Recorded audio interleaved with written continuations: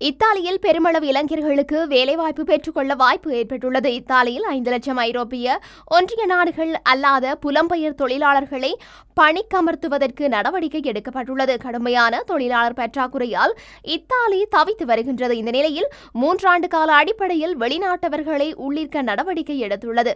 2026 தொடக்கம் 2028 ஆண்டுக்கான இடப்பெயர்வு ஒதுக்கீட்டின் மூலம் அதன் பொருளாதாரத்தை மாற்றும் நோக்கில் புதிய இடப்பெயர்வு கொள்கையை வெளியிட்டுள்ளது.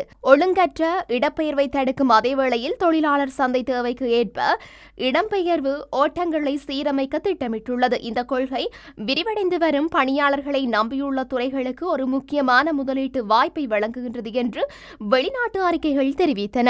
இத்தாலியின் வயதான மக்கள் தொகை மற்றும் பல தசாப்தங்களாக குறைந்த பிறப்பு விகிதங்களை கட்டுமானம், விவசாயம், சுகாதாரம் மற்றும் தொழில்நுட்பம் போன்ற துறைகளில் தொழிலாளர் பற்றாக்குறையை உருவாக்கியுள்ளன. இதன் காரணமாக 2026 தொடக்கம் 2028 ஒதுக்கீட்டில் மொத்தம் 5 லட்சம் புலம்பெயர்ந்தோரை உள்ளிருக்க திட்டமிட்டுள்ளது. 2026 ஆண்டு 1,64,850 புலம்பெயர்ந்தோரையும் 2027 1,65,850 புலம்பெயர்ந்தோரையும் 2028 1,66,850 புலம்பெயர்ந்தோரையும் ஏற்றுக்கொள்ள திட்டமிட்டுள்ளது. கட்டுமானம், சுகாதாரம் மற்றும் திறமையான தொழில்களுக்கு ஆண்டுதோறும் 76,850 தொழிலாளர்களையும், விவசாயம் மற்றும் சுற்றுலாவுக்கு 88,000 தொடக்கம் 90,000 தொழிலாளர்களையும், முதியோர் ஊனமுற்றோர் பராமரிப்பு பற்றாக்குறையை நிவர்த்தி செய்ய 13,600 தொடக்கம் 14,200